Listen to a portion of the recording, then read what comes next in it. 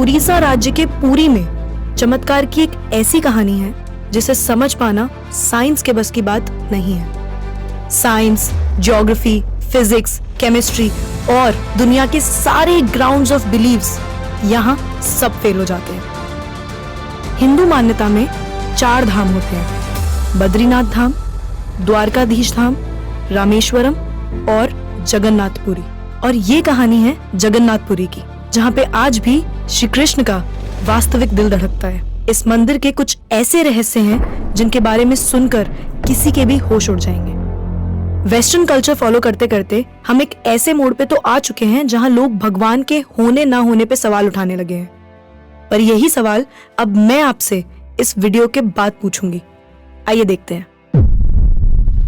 हर मंदिर में जहां मूर्तियां मेटल या स्टोन से बनती हैं, वहीं जगन्नाथ मंदिर में भगवान की मूर्तियां लकड़ी से बनी हुई हैं। ऐसा क्यों? आइए बताती हूँ। 3102 बीसी में जारा नाम के एक शिकारी ने शिकार करते हुए गलती से तीर श्री कृष्ण के पैर पे चला दिया, जिससे श्री कृष्ण की मृत्यु हो गई। जारा ने श्री कृष्ण का देह संस्कार किया पूरे रीति रिवाजों के साथ। पर जब उनकी चिता शांत हुई तो जारा ने देखा कि एक चमकने वाली मेटल की चीज अभी तक जली नहीं थी।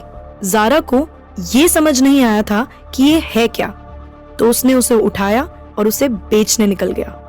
पर उसको खरीदना तो दूर, किसी ने उसे हाथ भी नहीं लगाया। फिर आखिरकार जारा ने हार थककर उस मेटल की चीज को एक लकड़ी पर रखा और उसे पानी में बहा दिया।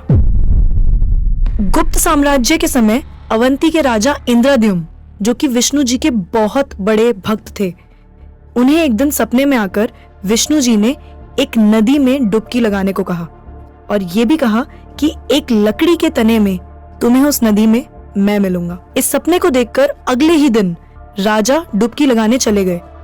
डुबकी लगाते वक्त राजा को नदी में थोड़ी ही दूर एक लकड़ी का तना भी दिखा। बिना देर किए राजा तने तक पहुंचे और उस तने को महल में ले आए।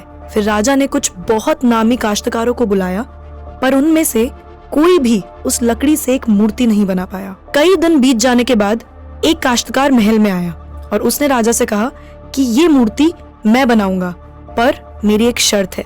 राजा ने काश्तकार से उसकी शर्त पूछी, क्योंकि राजा किसी भी शर्त को मानने के लिए तैयार थे। तो काश्तकार ने कहा कि ये मूर्ति बनाने के लिए मुझे पूरे 21 दिन का समय चाहिए और मैं चाहता हूँ कि 21 दिन से पहले ना तो कोई मुझसे बात करे, ना मिले और ना ही मेरे किसी भी काम में विलंब डाले। राजा ने खुशी खुशी ये शर्त मंजूर कर ली। मूर्ति बनाने का काम शुरू हुआ।